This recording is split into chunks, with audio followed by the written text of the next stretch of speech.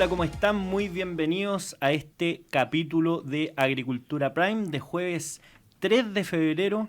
Estamos con un gran panel hoy día de conversación. Vamos a conversar sobre la pandemia, pero también sobre lo que ha pasado últimamente en la actualidad nacional. Y para eso tenemos un gran panel. Nos acompaña Luis Castillo, ex subsecretario de Redes Asistenciales y actual decano de la Facultad de Ciencias de la Universidad Autónoma. Bienvenido, Luis. Gracias por la invitación. Un agrado estar conversando estos temas con ustedes. Y Francisco Rego, panelista frecuente de la radio Agricultura y fundador de la Centro Derecha Universitaria. ¿Qué tal, Pancho? Don José Francisco Lago, don Luis Castillo, un gran abrazo, un saludo a toda la gente que nos está mirando en sus casas. Qué bueno tenerlo de vuelta en Chile, amigos. Un agrado volver a compartir espacio con ustedes. Y don Luis también. Muchas gracias, oye. Muchas gracias. Oye, hoy día estamos en un escenario bastante complejo de la pandemia, porque, hoy día hubo 35.197 casos. Eso es un récord histórico de lo que llevamos de la pandemia. Si bien ha disminuido la aceleración en relación a las semanas anteriores, esto ya el número de casos acumulados ya implica cerca del 1% de la población está positivo durante la última semana.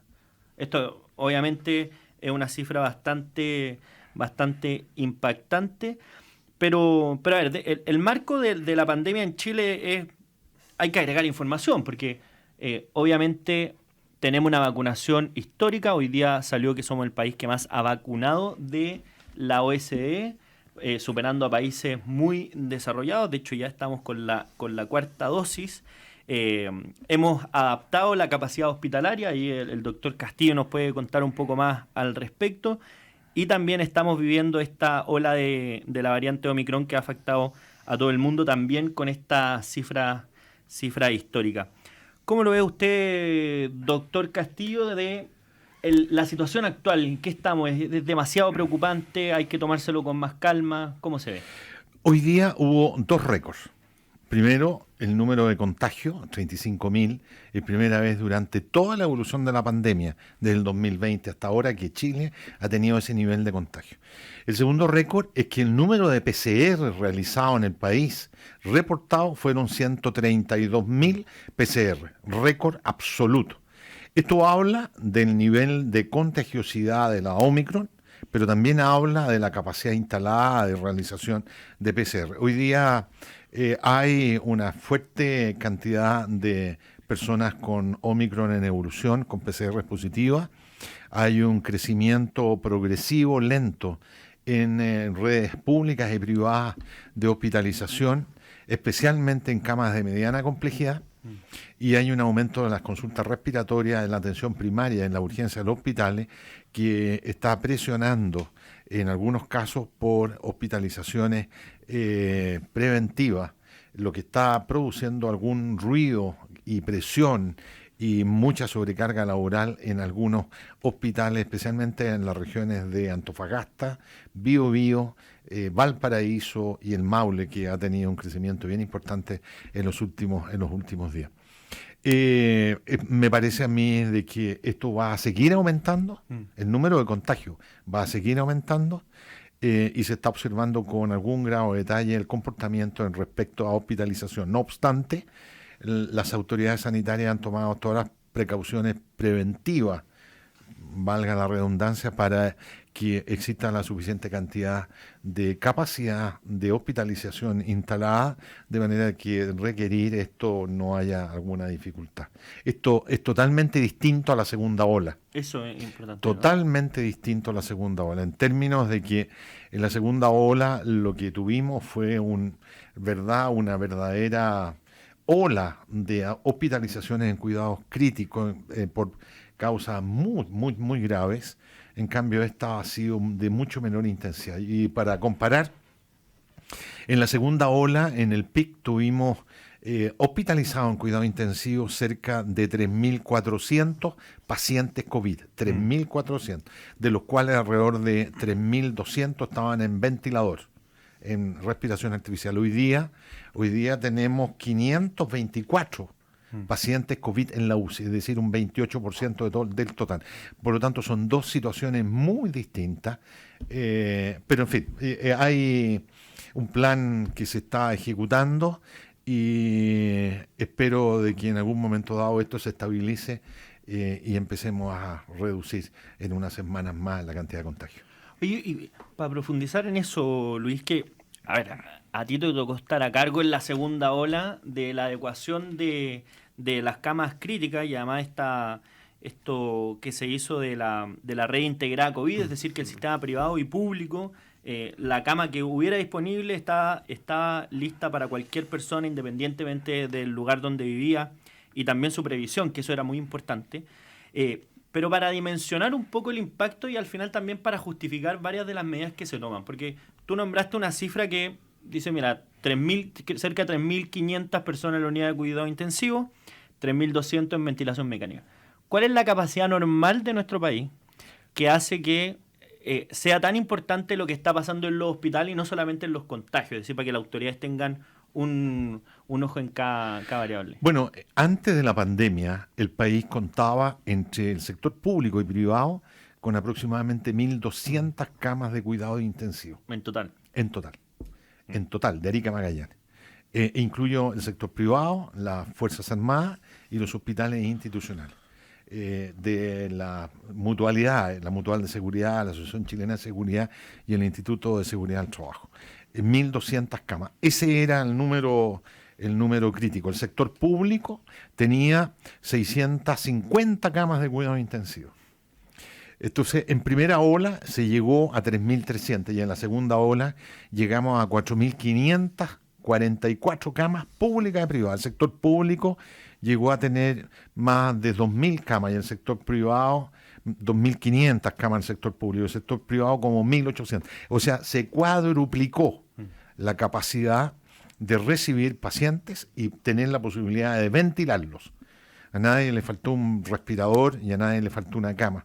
Entonces, se hizo una situación muy integrada, público-privada, aterritorial y ageográfica, es decir, donde había una cama desocupada, se trasladaba, si el sector no podía dar cabida, a ese paciente crítico al lugar donde había una cama, en forma totalmente aterritorial y usando el transporte aéreo, que pudimos trasladar de Arica a Punta Arenas, de Punta Arenas a Puerto Montt, de Punta Arenas a Santiago, de Santiago a Puerto Montt, etcétera, donde había una cama desocupada, se trasladaban los enfermos que sí lo requerían. Y con la ayuda de todo el sistema funcionó bastante bien coordinado, bien integrado. No sabíamos bien la previsión de los casos. Hubo lugares del país donde los hospitales públicos pudieron ventilar en forma simultánea 5, 6, 7 enfermos cuya previsión era ISAPRE y viceversa.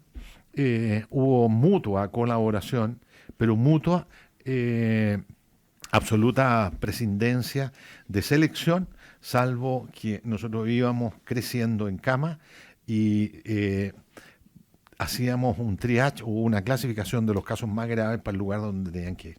Y esto funcionó bien, logramos 4.544 camas, nunca antes vistas. La verdad es que tuvimos en ventilación mecánica entre pacientes COVID y no COVID en un momento dado casi 4.000 casos. Eso habla también del aumento de la capacidad ventilatoria que tiene el país, que en su momento, antes de la pandemia, era poco menos que un 25% en lo que llegamos a tener. Es decir, el país tenía capacidad para ventilar 1.000 casos. Hoy día tenemos la posibilidad de ventilar con equipos especiales casi más de 4.000 casos. Bueno, hay dos puntos importantes. Uno es la capacidad que agrega un sistema privado sólido y que tenga esa capacidad también disponible no solamente en tiempos normales, sino que también que pueda aumentar en caso de emergencia, como se hizo, a propósito de la discusión constitucional respecto a la provisión de bienes públicos. Y otra cuestión bien relevante, yo me acordaba que el traslado de que yo tenía registro más largo era de Calama a Osorno. Ahí el doctor Castillo contó que había uno de Arica a Punta Arenas, de Putre a Punta Arenas. 2 traslados de Arica a Punta Arenas. Pero para dimensionar las distancias, de un traslado de Calama a Osorno equivale a un traslado de Madrid a Moscú. Así es. Esa es la dimensión de lo que se hizo en Chile. Yo creo que todavía no estamos dimensionando bien todo el esfuerzo que se hizo. Y algunos de los que no dimensionaron bien, a mi juicio, y no sé qué opinas tú, Pancho Rego, es el colegio médico, el famoso rol del colegio médico. Porque ahora vemos que están asumiendo cargos relevantes en el próximo gobierno de Gabriel Boric, entre ellos Cristóbal Cuadrado, que está en el colegio médico, es un académico y asume como subsecretario de Salud Pública, y tiene algunas frases más o menos bien, o sea, bien complejas, como por ejemplo un tuit que destaca el Dínamo, y él se pregunta, esto fue un tuit del 30 de mayo del 2021, para contextualizar. ¿Dónde están los, comillas, expertos que consideran una buena idea un pase de movilidad en el contexto de esta catástrofe sanitaria? ¿Alguno dará la cara como para saber quiénes son los cómplices del manejo criminal de la pandemia de Sebastián Piñera, Enrique París y Paula Daza? ¿Qué opinión te merece, Francisco Rego? Mira, yo quiero partir volviendo un poquito para atrás. Yo sé que a este gobierno se le pega harto, y se le ha pegado harto de distintos lados. Y al menos el Ministerio de Salud y también los políticos que estaban encargados de administrar la pandemia y darle solución, lo pasaron mal. Y yo me quiero primero poner en los pies de gente que yo conozco. Yo soy amigo de Arturo Zúñiga, sé que lo pasó mal. Don Luis, yo imagino que usted también lo pasó mal. El ministro Mañalich en su momento también lo tenía que haber pasado mal. Porque a este gobierno le tocó no solamente enfrentar a una pandemia que realmente ningún país del mundo estaba absolutamente preparado para enfrentarla, sino que también tuvimos que hacernos cargo de una oposición que no quiso trabajar de la mano con el gobierno y que se dedicó a criticar cada uno de los pasos que íbamos adoptando desde la política pública. Yo quiero recordar cuando partimos con el primer caso, el 3 de marzo del 2020, cuando recién nos venía llegando la noticia de Europa que estaba circulando este bicho que al parecer era bastante letal, del que teníamos que preocuparnos, cuidarnos. Y nos pusimos todos un poco a preguntarnos cuál era la capacidad hospitalaria que tenía el país, y empezamos a tener estos puntos de prensa todos los días respecto a cómo iba avanzando la pandemia, la cantidad de contagiados, las camas disponibles y la importancia que tenían los ventiladores. Y don Luis, usted lo hizo muy claro, acá este país, antes de que llegara el primer caso contagiado, se puso ciertas metas que responden a la seriedad de la política pública. Y yo creo que realmente eso hay que valorarlo mucho. Y nos pusimos la meta primero de saber que teníamos que comprar vacunas antes que las vacunas fueran una solución. Y el gobierno se puso a negociar vacunas antes de eso. Y con todas las empresas que estaban desarrollándolo en un principio. Después nos pusimos la meta de tener la mayor cantidad de ventiladores, porque como muy bien señaláis, Luis, en Chile a nadie le faltó un respirador. A nadie le faltó una cama, pese a todos los intentos de hacer ciertos montajes respecto de que habían hospitales totalmente colapsados. De que lo hubieron, si lógicamente las morgues no estaban preparadas para tener la cantidad de cuerpos que habían. Pero recordemos las imágenes de Ecuador, recordemos las imágenes de Perú, recordemos las imágenes de Brasil, gente fallecida en las calles. Siendo los cuerpos arrastrados por familiares para dejarlos en las calles para que los pudieran sacar. Acá el gobierno realmente realizó una preparación y un trabajo entre el mundo público y privado. Bienvenida a la subsidiariedad, amigos, bienvenido a la colaboración, para que vayamos entendiendo cómo funciona también. Y son cositas que se me vienen a la cabeza, que uno lo iba viendo desde la casa, encerradito, viendo cómo estaba pasando en el día a día. Usted lo señalaba, José Francisco también, movilizamos pacientes de Arica a Punta Arenas y los sacábamos en aviones de la Armada, los sacábamos en aviones de LAN. LAN colocó sus aviones en su momento de forma disponible para ir a buscar las vacunas, para traerlas gratis. Después le mandamos a Uruguay, por la buena gestión. La USACH, intentando sacar respiradores, intentando crear respiradores. La Universidad de Concepción con ASMAR también, intentando generar respiradores en Chile. La reconversión de respiradores que eran para menores, para poder intentar que estos sirvieran para gente con mayor capacidad corpórea, como uno, para que pudiéramos respirar. Los empresarios se metieron la mano al bolsillo y compraron hartos ventiladores. Algunos de esos parece que no funcionaron, pero estuvo la intencionalidad de poder ayudarlo. El gobierno se hizo cargo de administrar la pandemia y tuvo que estar luchando contra una oposición que en el Congreso nos decía que hacíamos todo mal. Todo mal, o sea, paso que dábamos, lo hacíamos mal. Y qué mala suerte que tuvo el mundo, que siempre en los gobiernos y en el Ejecutivo estaban los peores y todas las soluciones buenas estaban en las oposiciones de todos los países del mundo. Entonces, cuando uno ve los rankings internacionales, que hay uno que es súper importante, que es de Bloomberg, de los mejores y peores países para vivir durante la pandemia, Chile estuvo hasta el año pasado, hasta el 2021, noviembre, si no me equivoco, en el número 2 a nivel mundial. Este año bajamos al número 6º, pero estamos en el top 10 de los países que mejor lo hizo. No estábamos preparados. Hicimos todo lo posible, lo humanamente posible, nuestros profesionales de la salud. Yo creo que usted no debe haber dormido varios días. Y eso hay que reconocerlo. Entonces, cuando yo escucho y veo que, por ejemplo, este señor Cristóbal Cuadrado, nuevo subsecretario de Salud Pública, tiene tuit tan malévolo, o sea, yo de maldad en el corazón, de decir que acá hubo un manejo criminal de la pandemia, de un gobierno que le daba la espalda a sus ciudadanos, yo no se lo puedo aceptar. Yo no se lo puedo aceptar porque está pasando por sobre el esfuerzo de miles de trabajadores chilenos, de miles de profesionales de la salud, por toda una sociedad que pusimos todo de nuestra parte para que este bichito, desgraciado, se fuera lo antes posible y lamentablemente el bichito sigue dando vueltas. Entonces yo no te lo puedo aceptar, Cristóbal Cuadrado, y creo que le debe una respuesta y le debe unas disculpas tanto al gobierno que viene saliendo y te tienes que hacer responsable de tus dichos, porque como muy bien lo señalábamos antes de entrar a este programa, lo estábamos conversando. Chuta que es distinto con guitarra, porque otra cosa es con guitarra. Y ahora que les va a tocar manejar la pandemia y les va a tocar administrar el sistema de salud, yo espero que al menos proyecten el buen trabajo que se ha realizado por este gobierno y al menos un agradecimiento de las cosas que se hicieron bien. Ese es un buen punto porque, a ver, es mucho más fácil ser oposición que ser gobierno. Eso todos lo saben. De hecho, yo me acuerdo que en la primera parte de la pandemia hubo una portada del The Clinic que decía como los aportes de la oposición al manejo de la pandemia y era una página en blanco. O sea, venían las críticas también a la oposición y a su rol. Pero cuando uno lee este tipo de críticas un tanto destempladas por parte de las personas que ahora van a ser autoridades, va a ser difícil que ellos puedan cumplir el mismo estándar que ellos pedían. Sí, pues. Entonces, ¿cómo lo ves tú, Luis? Sobre todo porque, bueno, el 11 de marzo está a la vuelta de la esquina y la pandemia sigue. Sí. Mira, yo quiero rescatar algunos de los elementos que aquí se han tocado. Primero, que la información y la organización y las políticas públicas preventivas en torno a esta pandemia funcionaron y funcionaron bien. Hubo prevención en términos de que se empezó a proyectar el impacto de este elemento en el país mucho antes que muchos países de América siquiera lo pensaran.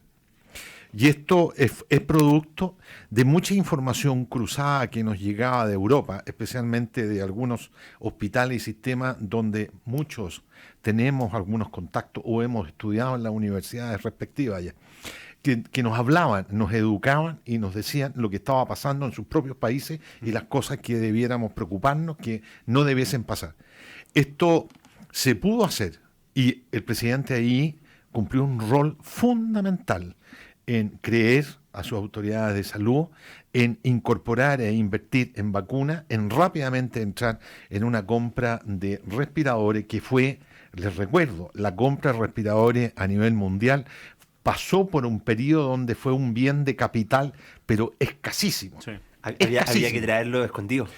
Eran rumbos absolutamente secretos, porque donde llegaban habían requisaciones de respiradores para uso de los mismos países. Y recuerdo de una exportación italiana a un país de Arabia, a Turquía específicamente, donde Italia exportaba 4.500 y estaban en un puerto en Italia y la autoridad sanitaria italiana los confiscó para uso en Italia. Y de Turquía a España pasó lo mismo. Exactamente. Sí. Entonces, fue un periodo muy duro donde todo el mundo estaba mirando. Lo segundo es que desde ese momento se previó también el tema de vacunación. Se apostó por el desarrollo de las vacunas en forma muy precoz y se armó un plan de vacunación e inmunización con una vacuna de virus atenuado y se empezó a usar en el año 2020, fin del 2020, principio del 2021 en forma masiva, mucho antes. Y también quiero destacar que acá hubo una colaboración y hubo una serie de elementos que se fueron adecuando al manejo y la cinética y la evolución de la pandemia de acuerdo a los tiempos, que permitió ayornar y mejorar la eficiencia en la respuesta de los privados y de los públicos, para luego pasar a la subsidiariedad y a la integración bajo un concepto distinto, que fue duro, muy duro, que hubo que crecer.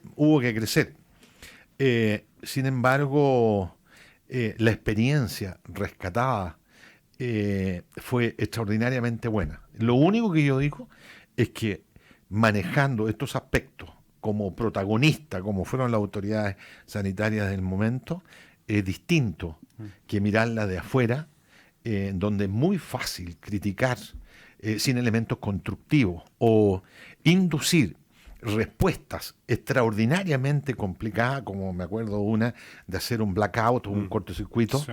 que yo creo que las cifras y la evolución desmintió o impidió fundamentalmente que esa situación o esa conducta habría sido francamente equivocada para el momento de la pandemia.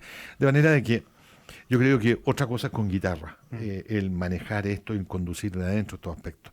Como toda cosa en la vida humana, es mejorable en algunos aspectos, pero hoy día podemos decir con orgullo que tenemos la población más vacunada, tenemos una cuarta dosis que está llegando a los grupos de riesgo, que hemos protegido a la población, que la vacunación ha salvado miles de vidas, pero que también tenemos miles de fallecidos.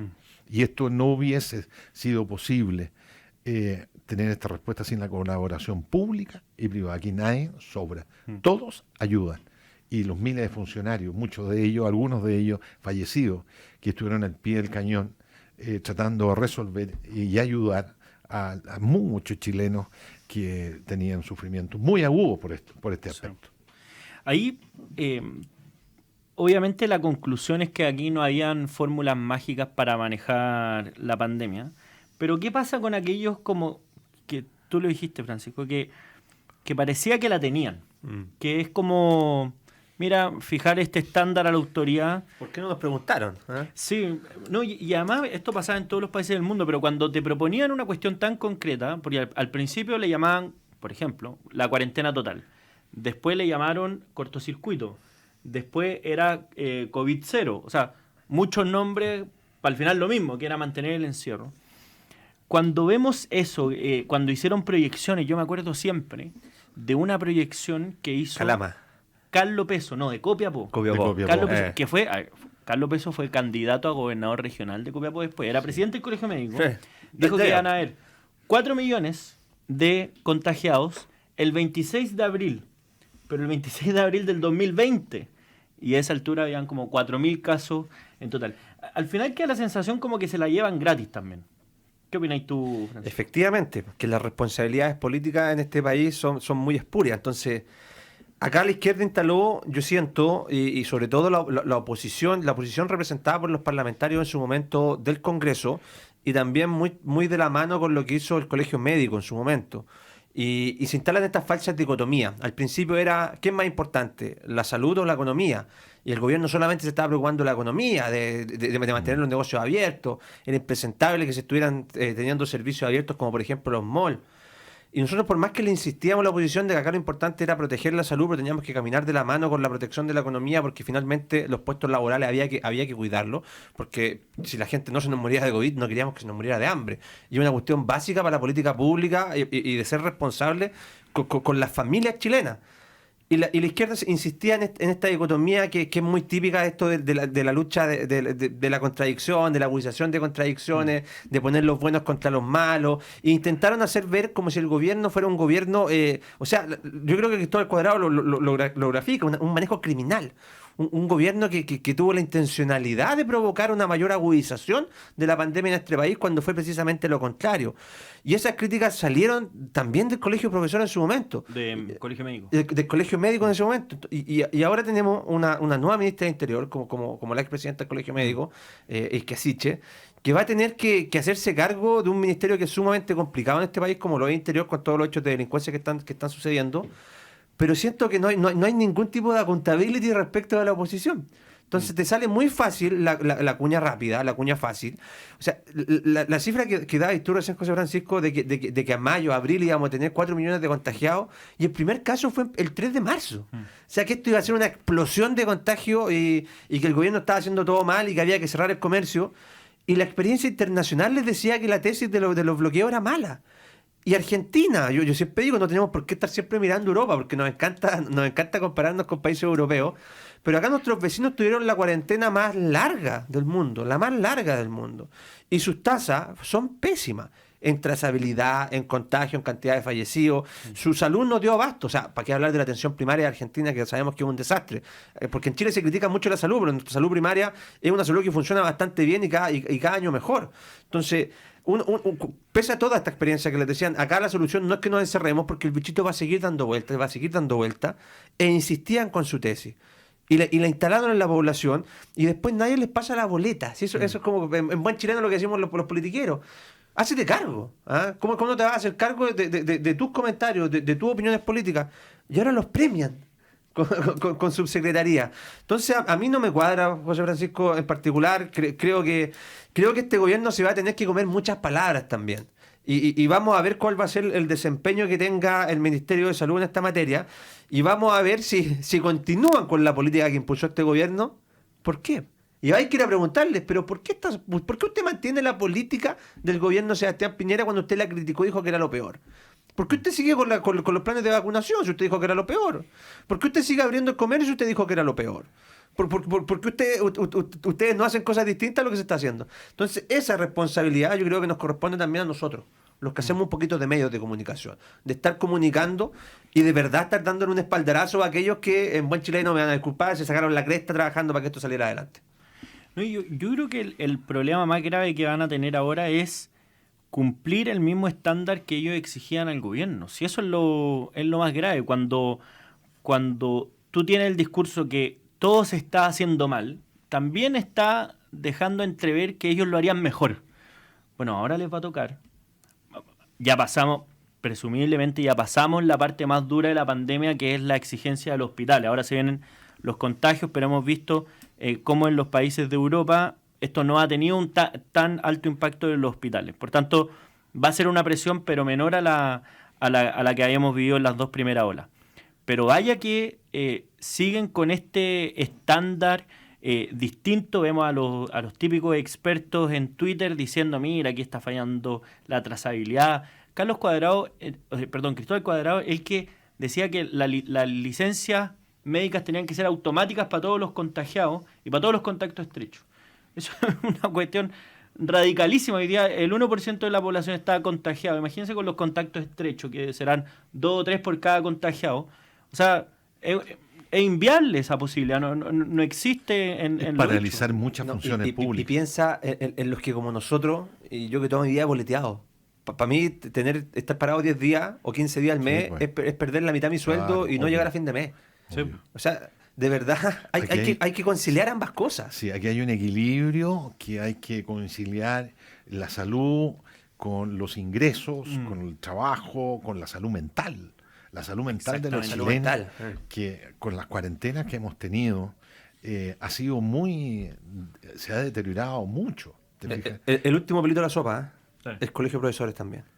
Yo recuerdo el ministro Raúl Figueroa siendo, esto para los más jóvenes, el meme de los Simpsons, el mono porfiado de los Simpsons. Claro. Alguien quiere pensar en los niños. Y el ministro insistía que los colegios eran los últimos en cerrar, sí, los primeros en abrir. Y el colegio de profesores no están las condiciones.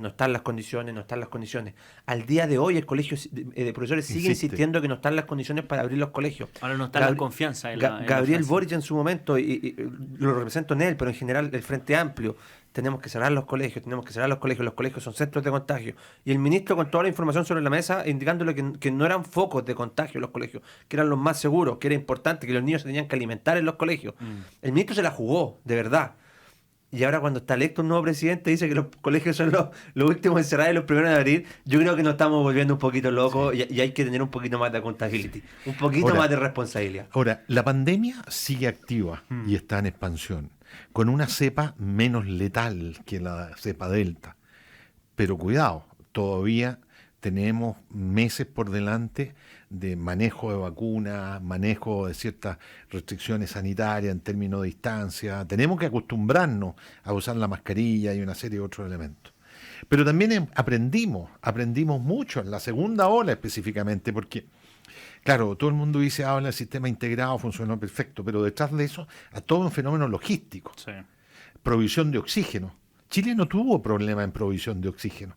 ¿Por qué? Porque se hicieron todos los estudios preventivos y profilácticos para proveer a los grandes hospitales de segundo cilindro de oxígeno líquido, de manera a poder proveer, duplicar, triplicar, cuadruplicar la capacidad ventilatoria. A diferencia de otros países, Chile se dio el lujo en plena segunda ola de hasta exportar oxígeno a Perú. Sí. Se mandaron decenas de camiones con miles de metros cúbicos de oxígeno al Perú. Allá un balón de oxígeno en Perú se transaba en dólares. En Paraguay se mandaron vacunas a Uruguay. En fin, hubo una serie de elementos que permitió que toda la estructura pública y privada funcionara como un todo para responder a estos efectos. Eso es encomiable. Eso se debe mantener, pero hay que articularlo de una manera adecuada. La trazabilidad, las inmunizaciones, las campañas de vacunación y el equilibrio entre las tomas de decisiones, distinto estar adentro que estar mirando afuera, donde es muy fácil criticar sin tener el pulso social de una pandemia. Estamos conversando con Luis Castillo, ex subsecretario de Redes Asistenciales y decano de la Facultad de Ciencias de la Universidad Autónoma, y Francisco Orrego, panelista de la Radio Agricultura y fundador de la Centro Derecha Universitaria. Nosotros nos vamos a una pausa y volvemos en un par de minutos.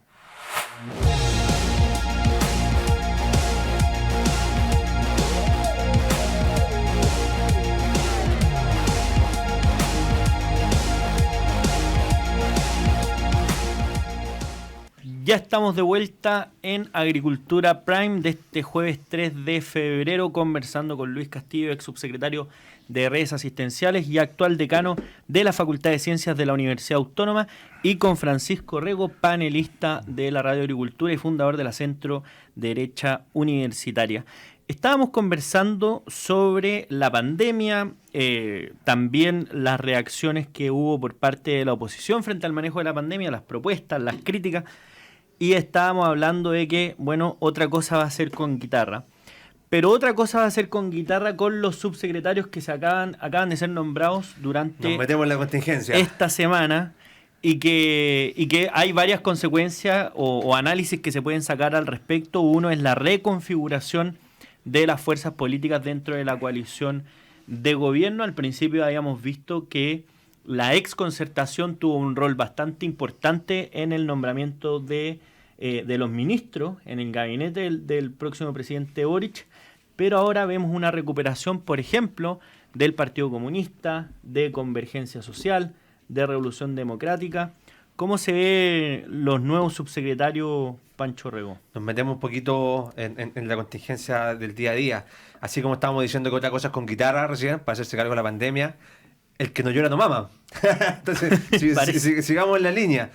Efectivamente, tuvimos hace 2 semanas la designación de los ministros de las 24 carteras que constituyen los distintos reparticiones del Estado. Y en esa instancia, al menos desde nuestro sector, nos habíamos quedado un poquito más tranquilos respecto a la designación de Mario Marcel, ¿cierto? Y algo nos había dado tranquilidad de que el discurso más radical de esa izquierda refundacional que representaba el Gabriel Boric de primera vuelta o de las primarias, o ese Gabriel Boric del 2011 que se posicionaba más a la izquierda del Partido Comunista, nosotros dijimos, parece que bajó 2 cambios. Esto se está tirando un poquito más para el centro. Esta puede ser una concertación 3.0. El que no conozca a Mario Marcel dentro del mundo político es porque realmente no ha estado encima de lo que han sido los últimos 30 años, ¿cierto? Y vimos que en esa instancia también ciertos ministerios específicos quedan en manos del Partido Comunista. Yo quiero detenerme un poquito en la articulación del Partido Comunista al interior del gobierno, tanto como eje articulador, como oposición dentro del mismo gobierno, porque eso va a ser bastante paradójico. Cuando tuvimos la designación de ministro, bueno, primero Camila Vallejo, en lo que es vocería, pero también la ministra del Trabajo termina en cargos del Partido Comunista. Harta crítica se genera, y me quiero detener en la figura de Mario Marcel, porque las principales críticas vienen desde el Partido Comunista, siendo que son parte de la misma coalición que gobierna. Las declaraciones de Tellier, al decir que no lo conozco, son de al menos un poquito malévolas. Ya no sé qué palabra utilizar, pero despectivas por decirlo menos. Un Hugo Gutiérrez que se enfrenta con el Partido Socialista y indica que el Partido Socialista gana incluso perdiendo, porque igualmente se mete en el gobierno. Un Daniel Jadwe que dice que Mario Marcel es el guaripolo en la defensa del sistema neoliberal. Si esos no son críticas que podría hacerse desde la oposición, yo no sé qué son, porque aquí claramente son críticas políticas de fondo. Sin embargo, cuando vemos la designación de los subsecretarios, a mí me vuelve a entrar un poquito el miedo. Y ya no duermo tan tranquilo como había estado cuando se había designado al ministro Mario Marcel. Y veo que el Partido Comunista se instala con fuerza en la SEGEGOV, con la ministra que es Camila Vallejo. Veo que se instala con fuerza en la Subsecretaría de Economía y Empresas de menor tamaño con Javiera Petersen. Lo que también me produce bastante preocupación, que es un hombre que no estaba girando mucho, pero recordemos que en el programa de gobierno de Daniel Jadwe, su principal asesor, Marco López, si no me equivoco, Ramón López indicaba que si desaparecía una pyme da lo mismo, porque esto podía pasar todos los días. Entonces, poner en la subsecretaría a una persona del Partido Comunista que estaba respaldando ese gobierno, ese plan de gobierno, me parece a lo menos preocupante. Y sumarle las fotos de Nicolás Grau con el monolito de Marx, también me provoca cosas que no sé si puedo dormir bien en la noche. Se nos instalan en educación con la subsecretaría de Educación, se instalan en el Ministerio del Trabajo con la ministra del Trabajo, se instalan en Energía con la subsecretaría con Julio Maturana, se nos instalan en Defensa también con Galo Eldenstein, que nos daría para hablar un programa completo respecto de cómo el Partido Comunista se hizo cargo de la administración de la ARSI y cómo pasó por encima de los derechos de miles de estudiantes. ¿Para qué vamos a hablar de los 8 millones de dólares que fue a recibir el mismo de manos del dictador venezolano? Se nos instalan transporte y telecomunicaciones a través de la Subsecretaría de Telecomunicaciones con Claudio San Martín. Se instala en Justicia con Jaime Gajardo, la Subsecretaría de Justicia. Y se nos instalan en el Ministerio de Ciencia, Tecnología e Innovación con Flavio Salazar como ministro. Parece que duró 2 semanas nomás la moderación. Entonces me preocupa, José Francisco, me preocupa que en la articulación de poderes al interior del gobierno, 6 subsecretarías sean del Partido Comunista, 6 subsecretarías sean de Convergencia Social, 8 de Revolución Democrática, que sin duda son los mayores ganadores en esta pasada, y el PPD, fíjate tú, sigue metiendo subsecretarios, después de las declaraciones de Girardi diciéndole a Boric que usted, señor Boric, acuérdese que no ganó solito, ganó con votos prestados. Y vuelvo a cerrar con la frase que abrí, el que no llora no mama. Y ahí, Luis Castillo, estos nombramientos y nuevo equilibrio de fuerza logra reconfigurar el rumbo que uno podía prever que va a tener el gobierno de Gabriel Boric, porque es verdad lo que decía Francisco, que el análisis era, mira, ganó la moderación, parece, y se impusieron al final los 30 años. Y esto de discurso tan agresivo contra los 30 años finalmente terminó en retirada. Pero con los nombramientos de los subsecretarios, que al final son los jefes de servicio, es decir, los subsecretarios son absolutamente importantes, son a veces también los que duran más en los cargos que los propios ministros. ¿Cómo se ve? ¿Se vuelve a reconfigurar esta nueva coalición que se está formando?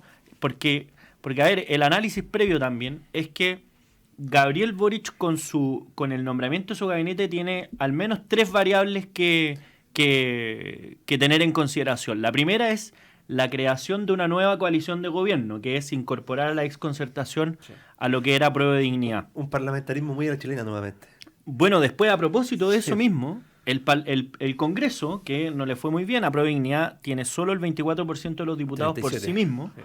Y ahora está creciendo un poco con esta incorporación de la centroizquierda. Y por otra parte, que es lo tercero, que es la mayoría en la Convención Constitucional. Entonces, con esto de los subsecretarios, ¿en qué pie queda el gobierno electo? Empieza a enredar un poco más las cosas también. Sí, yo veo que en el nombramiento de los subsecretarios hay un claro, primero, cuteo político. Y hay una reconsideración de las fuerzas más de la izquierda dentro de la Prueba de Dignidad en carteras que son súper emblemáticas. Simbólicas también. Y simbólicas, muy emblemáticas y simbólicas. La Subsecretaría de Educación, la Subsecretaría de Defensa de las Fuerzas Armadas, en fin. Hay ministerios y subsecretarías que a mí me parece que son fundamentales y son muy emblemáticas, donde ha habido otras fuerzas. Al menos en salud se instalan 2 personas, una de ellas práctica, que conoce el sistema público porque ha estado en terreno, y otra teórica, que tiene doctorado, pero doctorado de la universidad, en la academia, no en el campo público propiamente tal, y en el terreno amplio donde se hacen las políticas públicas y donde uno tiene que trabajar 365 días al año. Creo que las fuerzas de izquierda, especialmente el Partido Comunista, ha tenido y ganado su secretaría muy simbólicas y emblemáticas que yo creo que hacen reconfigurar la tranquilidad que tuvimos en el momento de la nominación de los señores ministros. Yo creo que esto va a haber que verlo, cómo se comportan. Yo tengo mis dudas de que efectivamente el programa vaya a tener una moderación o vaya a ser moderado tal como está escrito, porque el programa no ha cambiado. Y el programa es muy intenso, profundo, en reformas y en cambios. He escuchado últimamente al presidente electo que hay que hacerlo en forma gradual, previendo los problemas que esto va a tener, previendo las dificultades que va a tener, sobre todo en el Poder Legislativo. Pero en fin, yo creo que aquí hay un recuadro y hay un encuadre político distinto, cómo se manejó la designación de los ministros, que yo creo que hay que mirar con mucho detalle, porque hay subsecretarías emblemáticas que están en manos de la izquierda de la izquierda. Bueno, eso es un muy buen punto. Y a propósito de otro tema también, es que esta semana ha sido muy noticiosa por la agudización de la violencia tanto en la macrozona sur, que ahora ya es impropio hablar solo de la Araucanía porque se ha extendido a otras regiones y a otras provincias, pero también lo que está pasando en el norte. Y a mí me parece que eso es una muestra de un fenómeno similar. Obviamente las causas de la violencia ahí son distintas, o de los fenómenos son distintas, pero hay un común denominador, que es la ausencia del Estado de Derecho, que las personas finalmente sienten que están a la deriva. Por un lado, por el terrorismo en la macrozona sur, y por el otro lado, porque ven que las fronteras son vulneradas, porque se instalan personas fuera de sus casas, porque se toman terrenos, porque vemos cómo ha aumentado la violencia y los delitos más graves en algunas ciudades del norte, como por ejemplo Iquique, que tiene 4 veces más este año la tasa de homicidios que en comparación con el resto del país. Es decir, es un fenómeno grave. ¿Cómo se le viene el desafío no solamente a este gobierno que le queda poco más de un mes, sino que al próximo gobierno, Francisco, sobre todo considerando el discurso tan crítico que han tenido respecto a las fuerzas de orden y seguridad, cuando hoy día lo que la ciudadanía ha demandado, ya tenemos la muestra en la Araucanía al menos, respecto a que sí se exigen las fuerzas de orden y seguridad frente a este quizás doble discurso? Pese a un intento sistemático que ya es reiterativo estos últimos al menos 2 años, desde el denominado estallido, donde se ha culpado en gran medida a Carabineros y se lo ha responsabilizado de básicamente las peores atrocidades que se le puedan imputar a Carabineros, siguen teniendo un respaldo ciudadano de carácter transversal, y las encuestas siguen manifestando de que son la institución de las instituciones más queridas por los chilenos, 58%, la última encuesta que revisé este fin de semana. A mí siempre me cuesta hablar del tema de violencia, sobre todo cuando es la Araucanía y cuando es Tarapacá, porque siento que otra cosa que es muy distinto hacer la crítica desde la comodidad de nosotros en Santiago a estar en los pies de un chofer, de un camionero que va manejando su acoplado, y que es interceptado por una camioneta, como veíamos este fin de semana, con un compadre que se baja totalmente cubierto, con no sé qué tipo de fusible será, pero claramente es una metralleta de hierro, no tengo idea cuál será la denominación, que te bajan apuntándote a la cara, que muchos de sus colegas han fallecido víctimas del terrorismo, han sido quemados, han sido baleados, familias completas. Me cuesta, porque desde la Comunidad de Santiago hacer la crítica es muy difícil. Me pasa lo mismo con Tarapacá, de hablar de los vecinos de Iquique, de los vecinos que están, no sé, caminando por Cabancha con su familia, que son víctimas de asalto, que ven que sus espacios públicos están colapsados. Me pasa lo mismo con los vecinos de Colchane, que es fácil hacer la crítica de cómo allá en Colchane no aceptan la inmigración, pero chuta, cuando se están tomando tu casa y es tu casa la que está en juego, creo que cambia un poquito la percepción. Y por eso me cuesta hablar de aquello. Sin prejuicio de eso, primero siempre hay que estar del lado de las personas, y siempre hay que estar del lado de las víctimas del terrorismo en la Araucanía, y hay que estar del lado de los vecinos que han sido víctimas de violencia, como tú bien señalabas, José Francisco, un 138% de aumento de los homicidios. porque se decía, no, a nivel nacional no han aumentado los delitos y los delitos de mayor connotación social. Bueno, pero el que equipara la balanza y lo tira para arriba es Iquique. Esta era para acá. Entonces, en los porcentajes, claramente a nivel nacional quizás el aumento ha sido marginal, no sé. Pero en Iquique sí se está viviendo, y lo he conversado hoy en día con un convencional de la zona, con Alberito Jofré, y me decía, compadre, esto está invivible. Salimos a la calle y salimos con la preocupación de que efectivamente nos pueden asaltar en cualquier lado. Y acá el gobierno, y hay que ser bien claro con eso, tiene un mandato constitucional, que es el mandato de mantener el orden público, de hacerse cargo de la seguridad a través de las fuerzas de orden y seguridad público, Carabineros, la Policía de Investigaciones, y ese mandato se tiene que ejecutar hasta el último día de su gobierno. Y el mantener el Estado de Derecho vigente y operante es responsabilidad del Ministerio del Interior, es responsabilidad del gobierno. De que al gobierno no lo han ayudado mucho también es cierto, porque fue la oposición, en una actuación bastante mezquina, la que, recordemos, nos llevó al Tribunal Constitucional la ley de inmigraciones, la que le puso cada vez mayores cortapisos. El mismo presidente de la República en su momento señalando que no existen personas ilegales, haciendo una caricatura de la expulsión que se hacía respecto a aquellos inmigrantes que llegan con papeles manchados. ¿Necesitamos una inmigración ordenada? Claro que sí. Y necesitamos que eso funcione. Necesitamos un reglamento que aplique la ley de inmigraciones ahora. Y lo necesitamos lo antes posible. Necesitamos que todas aquellas personas que están ingresando de forma ilegal al país pasen por procesos de expulsión rápido y ágiles. Sobre todo cuando tienen sus papeles manchados. Nosotros no es que nos queramos cerrar la inmigración. Por el contrario, Chile es un país de inmigrantes. Yo que vivo en Santiago Centro lo veo día a día. Nosotros vemos los inmigrantes que han sido realmente un aporte. El problema es que tenemos hechos de delincuencia muy graves que también se asocian a ciertos tipos de delitos que son delitos importados. El motochorro, el sicariato, la descuartización de personas, el secuestro. En Chile no se veían. De verdad no se veían. Yo escuchaba al fiscal de Tarapacá el día de ayer diciendo, mira, estos son delitos importados. Y esto antes nosotros no lo veíamos, sobre todo el sicariato. En Chile no se da esa figura. Entonces, creo que el gobierno entrante va a tener una muy difícil tarea respecto al control del orden público, y las señales que está dando son muy malas. El no reanudar el estado de excepción constitucional en la Araucanía, que es una decisión que ya la comunicó Giorgio Jackson el otro día en el Estado Nacional y lo ha defendido el gobierno entrante con todas sus palabras, creo que es darle la espalda a los vecinos, es darle la espalda a los habitantes de la macrozona sur. Creo que el hecho de no hacernos cargo de los actos de violencia en Iquique y Tarapacá es darle la espalda a los vecinos. Y a mí no me gustan los gobiernos que le dan la espalda a los vecinos. Yo quiero los gobiernos trabajando por y para los vecinos. Hay un problema y un común denominador, de nuevo, entre lo que está pasando en la Araucanía y en Iquique o en la zona norte, es esta ausencia del Estado de Derecho. Y estamos hoy día en una encrucijada, que estamos con un gobierno que está de salida y otro gobierno que está entrando con el discurso que señalaba Francisco. ¿Qué es lo que se puede hacer frente a ese escenario, frente a la falta del Estado de Derecho, frente a la falta de orden público, cuando de las funciones propiamente tal del Estado, que nadie más que el Estado puede hacer, es resguardar el orden público? Vemos que lamentablemente no se está cumpliendo en esa zona.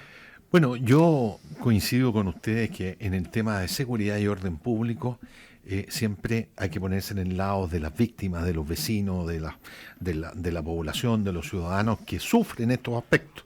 He visto como nunca han salido a protestar vecinos de Iquique, de Arica, la sensibilidad de la gente de la Araucanía. Yo he ido a Temuco varias veces estos últimos tiempos y la verdad es que allá se siente la inseguridad. Creo que lo primero es hacerse cargo y ser muy solidario con lo que la población de estas regiones tiene. Ahora, el gobierno actual tiene que hacer uso de la ley en forma profusa para estos aspectos. Sin embargo, también coincido que a este gobierno no le ha sido fácil y no se le ha facilitado las cosas para avanzar, especialmente en realizar una inmigración ordenada. Yo creo que aquí no hay que perder de vista de que el gobierno tiene que gobernar hasta el final, con su perspectiva, e intentar todo lo que se debe hacer para dar mayor tranquilidad. También debo decir que es percepción de las personas. Y el otro día vi como un camionero le hacían la pregunta de Arica y respondía que el problema es que a Carabineros lo tienen de las manos atadas. Esa es la percepción generalizada que hay, porque están en una situación, Carabineros, en que si hacen, los culpan. Si no hacen, también los culpan. Entonces, buscar el equilibrio en circunstancias tan anómalas como las que vimos estos días de este asalto con un fusil de un señor enmascarado, o de lo que ha pasado en el norte, es sumamente complicado. Yo creo que en el tema de la seguridad, en el tema del orden público, hay que ser pero hay que absolutamente atenerse y ser pero intensamente uso de la ley, y ojalá dar las facilidades para aquellos inmigrantes que vienen con antecedentes pesados, algunos criminales, con algunos acusados de homicidio que han sido detenidos acá, puedan ser rápidamente expulsados. Chile ha sido un país de migrantes, pero una migración ordenada que viene a trabajar. Los necesitamos, sabemos que la inmigración es de mucha ayuda, se integran. En general veo inmigrantes extraordinariamente importantes y muy solidarios con la población chilena en todos sus aspectos, y han desarrollado en el mundo científico, académico, laboral, profesional. Bienvenida a esa inmigración, pero los que vienen a aportar, no los criminales como hemos visto en el norte. Yo creo que el gobierno tiene que mirar esto y profundizar los aspectos hasta el último día. La ciudadanía no puede percibir que se ha dejado gobernar, especialmente en orden y en seguridad. Al revés.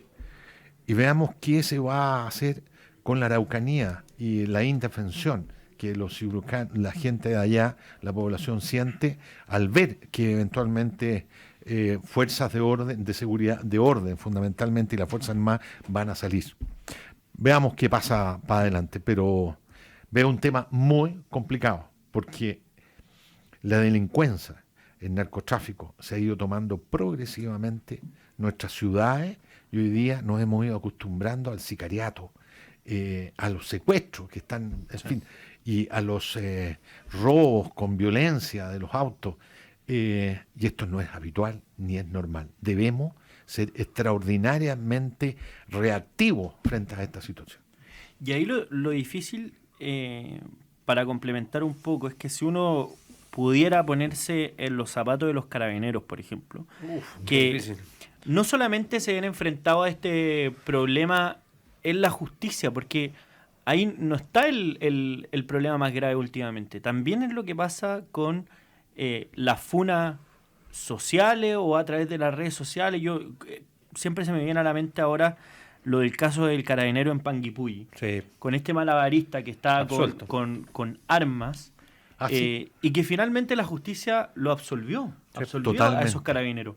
Pero claro, todo lo que hubo antes de estar en el escrutinio público, a ver, recordemos que después de eso, quemaron la municipalidad de Panguipulli, quemaron el registro civil, muchos bienes públicos de la comuna, y parece que eso se sienta primero como verdad absoluta, y al final termina siendo mucho más perjudicial incluso que los recursos judiciales que pudieran ir en contra, porque obviamente también es un problema lo de los recursos judiciales, porque los apartan de sus funciones durante un tiempo, o sea, es un problema.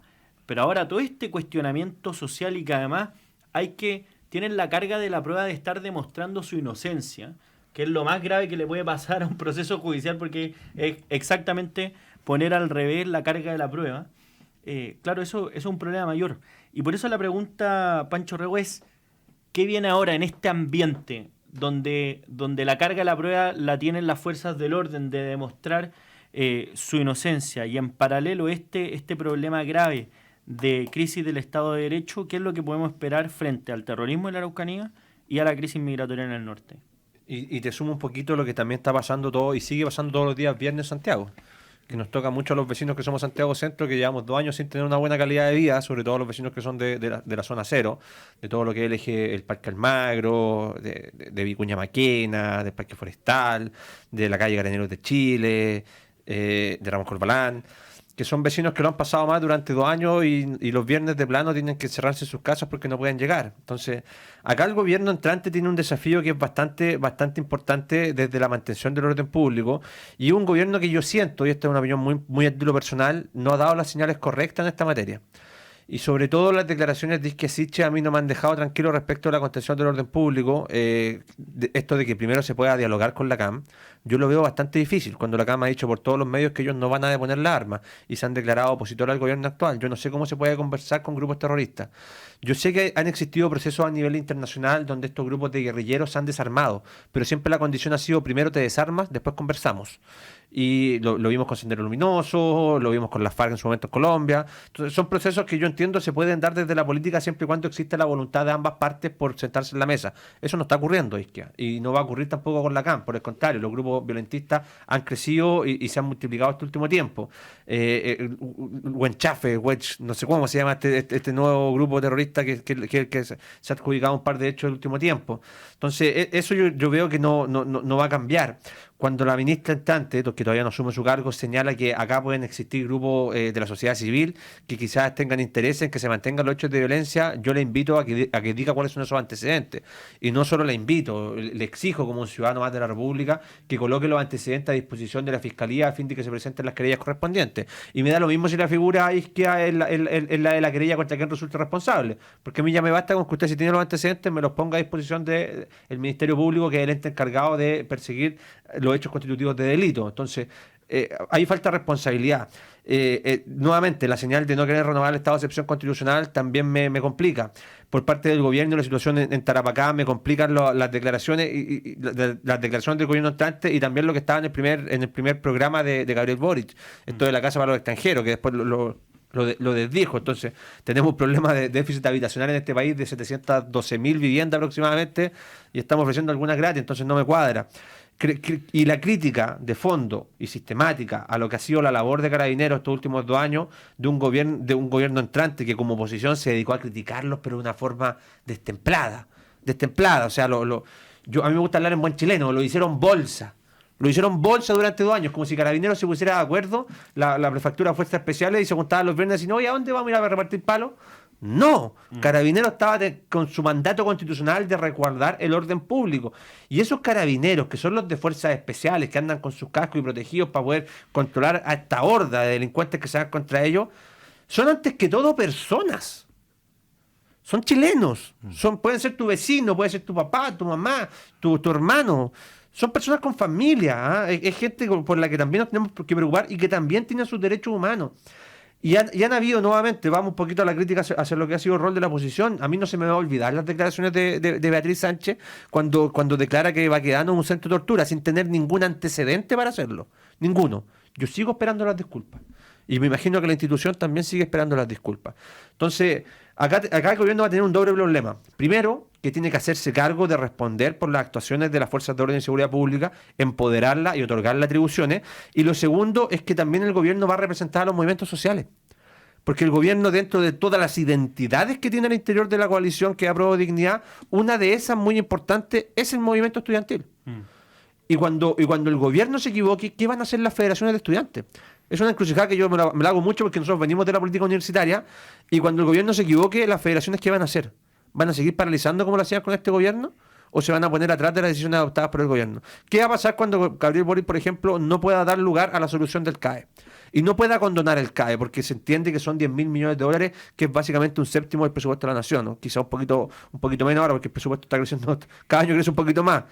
Pero ¿qué pasa? ¿Qué van a hacer los estudiantes? ¿Qué va a hacer la Confech? ¿Qué va a hacer la FECH? Sí. Van a salir a las calles. Entonces el gobierno va a tener que, por un lado, contener el orden público y, por otro lado, hacerse cargo de los movimientos sociales. La tiene difícil.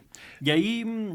Esto del orden público y la seguridad va a ser el problema triangular, ventricular para el próximo gobierno. Y la economía. Y la economía. Pero en ese aspecto. Sí. Orden público y seguridad. Y la economía, de manera, ¿cómo enfoca la solución de estos aspectos? Una izquierda dura, en donde durante varios años han criticado a las fuerzas policiales en forma muy intensa, muchas veces carente de prueba o con acusaciones al voleo, que luego han sido, como ha sucedido allá en el sur, con este carabinero que fue sobreseído por la justicia, pero luego de ser asesinado comunicacionalmente y luego de que hubo una respuesta quemando la municipalidad y una serie de respuestas. Todos esos aspectos los vamos a mirar con algún grado de detalle para ver que haya consecuencias, tomando el gobierno, el orden público y la seguridad. Pero de una vez por todas, hay que dar una señal concreta y clara. A medias aguas, este fenómeno de seguridad y orden público no se puede dar. Hasta el momento yo no he visto un camino claro, transparente, franco, respecto a orden público y seguridad del gobierno que nos va a gobernar a partir del 11 de marzo. No, y el gran problema, agregado a eso, es que además de ser una señal equívoca la que dan, varios de sus miembros están promoviendo y apoyando la propuesta de indulto para los detenidos después del 18 de octubre. Tuvimos que explicarle que era amnistía, les costó entenderlo. Sí, pero es el nombre que le pusieron, pero a tal punto que en la Convención Constitucional hay una norma presentada para que no solamente se indulte o amnistíe los hechos ocurridos hasta el momento, sino que se incluyan aquellos que puedan ocurrir hasta el plebiscito. Entonces es una señal de impunidad tremenda para aquellos que han decidido usar la violencia como método de acción política. Y una última cosa es que esto lo vemos muy claro en cuando ocurre en seguridad pública, pero también una actitud, y en particular, por ejemplo, la que tuvo Isquia Siches para el día de la elección, donde, dado los problemas de movilización en el transporte público, acusó de boicot. Esa idea de siempre presumir la mala fe del adversario y verlo como un enemigo, al final termina perjudicando la amistad cívica republicana, que es un esencial en la democracia, porque si nos dejamos de ver como adversarios y nos empezamos a ver como enemigos, al final la democracia se termina haciendo insostenible. Nosotros nos tenemos que ir. Quiero agradecerle a Luis Castillo, ex subsecretario de Redes Asistenciales y decano de la Facultad de Ciencias de la Universidad Autónoma, y a Francisco Rego, panelista de la Radio Agricultura y fundador de la Centro Derecha Universitaria. Muchas gracias a ambos por habernos acompañado en este capítulo de Agricultura Prime. Gracias por la invitación. Nosotros nos vemos el próximo jueves con un nuevo capítulo, así que siga en compañía en las redes sociales de Agricultura. Nos vemos, que estén muy bien.